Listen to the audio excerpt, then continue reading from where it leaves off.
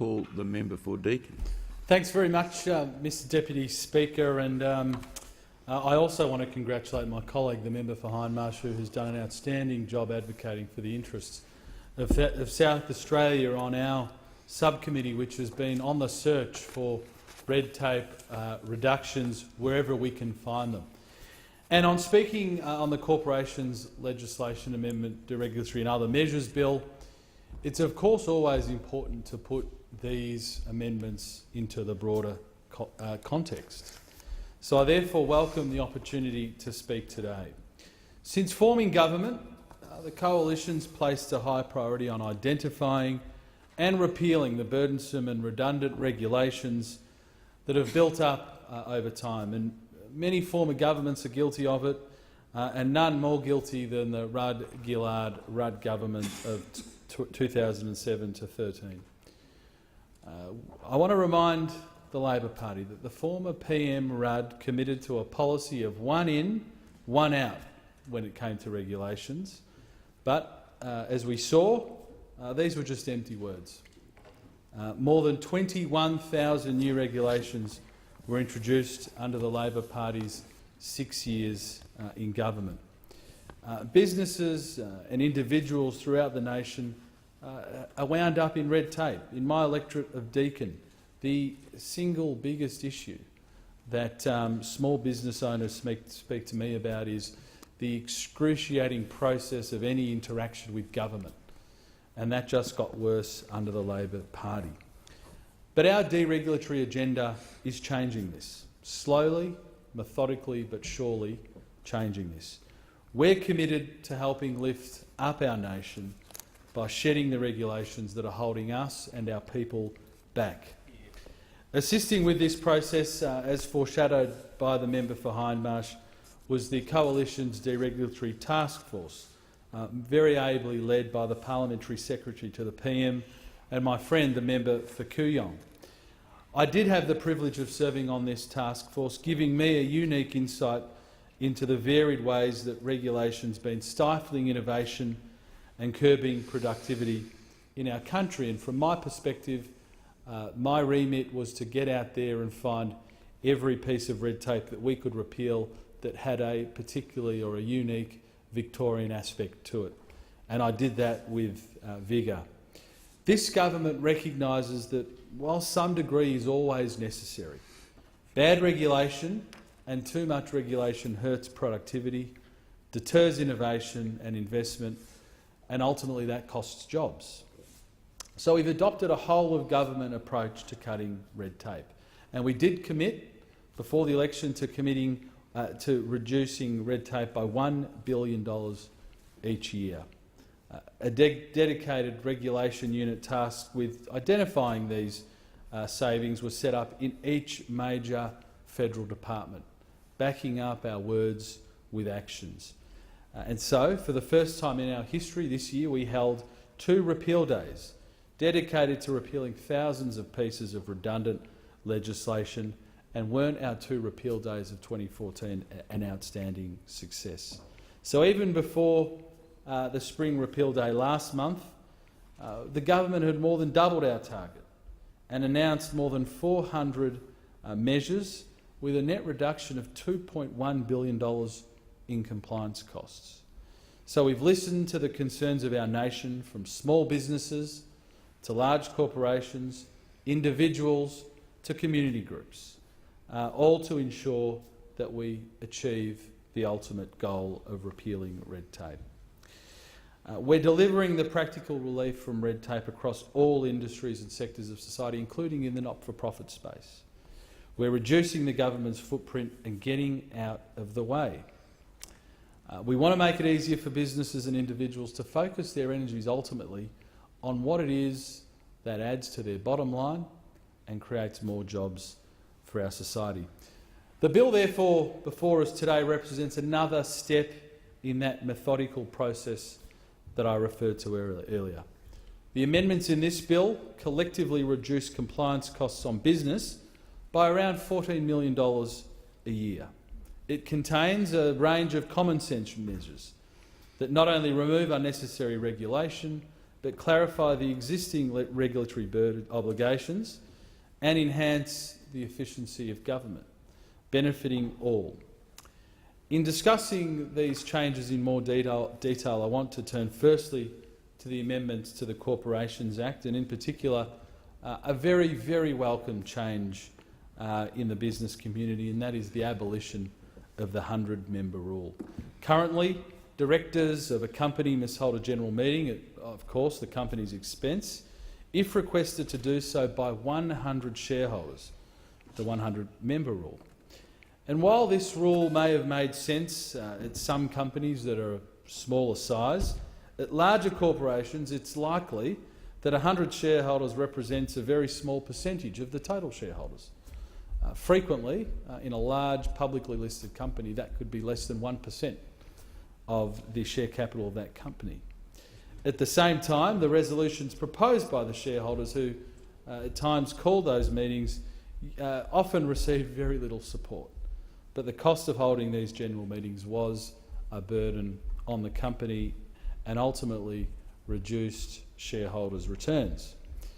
A great example is that I know that Woolworths was forced to call a general meeting a couple of years ago at the behest of 0.05% of shareholders, or some 210 shareholders out of the total share register of 417,000.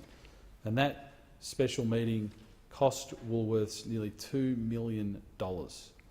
So the government's seeking to strike a better balance between the interests of minority shareholders and the shareholders as a whole. And we're removing the ability of 100 shareholders with voting rights to call a general meeting, and hence saving the business and shareholders from having to foot the bill for that potentially costly process. But we're not throwing the baby out with the bathwater. We're retaining key rights so that shareholders will still have their voices heard. The 5% rule will continue so that shareholders with 5% of voting rights can still call a general meeting, holding directors and the company to account for their decisions. And importantly, the rights of 100 shareholders to put forward resolutions for the agenda of a general meeting or to circulate material to other shareholders still remains firmly in place. It is estimated that business will save around $1.5 million per annum in compliance costs as well. The government has consulted widely on this measure and other measures contained in this bill, and I think it's important to note that the measure has broad support from industry stakeholders such as the Australian Institute of Company Directors, the Governance Institute of Australia and the Business Council of Australia, and importantly, as well as shareholders groups such as the Australian Shareholders Association. This bill also contains a range of other meaningful amendments to the Corporations Act. Remuneration reporting requirements are improved, saving around $8.5 million in compliance costs. The government recognises that unlisted companies shouldn't have to prepare a remuneration report. Quite simply, in those situations, a remuneration report is not relevant. Unlike listed company, the report doesn't have to be adopted by shareholders and therefore isn't subject to the two strikes test, which can lead to a spill of the board if the report is rejected in those particular circumstances. Once again, we are doing away with paperwork that is superfluous but costly. The bill also clarifies some confusion in the existing law around when entities, including companies, can change their end-of-year dates. And one that particularly pleases me, it removes some nonsensical requirements with respect to auditors. Currently, the law requires certain companies limited by guarantee to appoint an auditor even though they're not required to undertake an audit. Completely bizarre feature of the current law. As we remove this requirement, we'll also remove a $4 million compliance cost burden on business. Importantly, this change will predominantly benefit companies with a not-for-profit focus, as I foreshadowed earlier, freeing them up to concentrate on what they do best. If they're not required to conduct an audit, they will not be required to appoint an auditor. Many sports and recreation organisations, community service organisations, education-related institutions, religious institutions around the country, and including in my electorate of Deakin, have already welcomed this change to me. Let me just briefly now turn to the amendments to the Australian Securities and Investment Commission Act, which are contained in Schedule 2 of this bill. These amendments seek to improve the efficiency of government because just as we endeavour to help business become more efficient and productive by removing red tape, we must also look at government's processes through the same prism. And ASIC is no different. We're also improving the efficiency and operation of the Takeovers Panel. The panel's operations are currently being hindered by the requirement, quite a bizarre requirement, that the panel can only operate if members are physically located in Australia.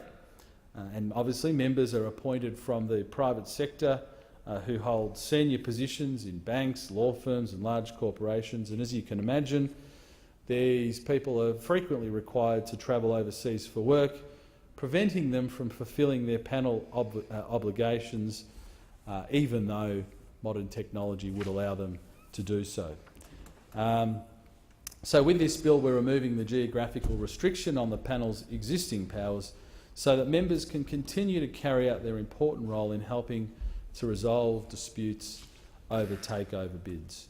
And finally, the Remuneration Tribunal is given additional remuneration setting responsibilities. We all know that the Tribunal is an independent body skilled in reviewing and determining remuneration. It will improve administrative efficiency and ensure greater consistency if the Tribunal is given the power to review and set remuneration for the chairs and members of several boards that currently fall under the jurisdiction of the Minister and the Financial Reporting Council. A good streamlining exercise. So the bill before us today is yet another example of our commitment to charting a new deregulatory course in this country. We're committed to a new approach, one where we ask first what is the purpose, the cost and the impact of the proposed initiatives before we haphazardly regulate, in stark contrast to the Rudd-Gillard-Rudd governments. Everyone in the government, from the Prime Minister and the Cabinet down, is constantly asking, do we need this piece of legislation? Do we need this regulation? And we ask it incessantly, and our approach is working. As Jennifer Westacott, CEO of the Business Council of Australia, put it, and I quote, "Finally, we've reached a turning point in dealing with the high costs and inefficiencies faced by business and Australians every day." So as I said earlier, we've now delivered more than $2.1 billion in red tape savings, and the scissors are still out. The benefits are being felt right across the community, and we're asking the community to help us to continue to deliver red tape relief. So the bill before us today represents another incremental movement, $14 million a year in savings, but we're still searching for more, and the Australian people can play their part. In fact, many of the ideas in this bill today came from the members of the community. So it's a big challenge, repeal of red tape in this country, but we've risen to that challenge. We've more than doubled our red tape reduction target, and we won't let up. So of all the small savings that we can find, they do add up, and I thank you, Mr Deputy Speaker, for the opportunity to speak in support of the savings and efficiency measures in this bill before us today, and I therefore commend the bill. I thank the member.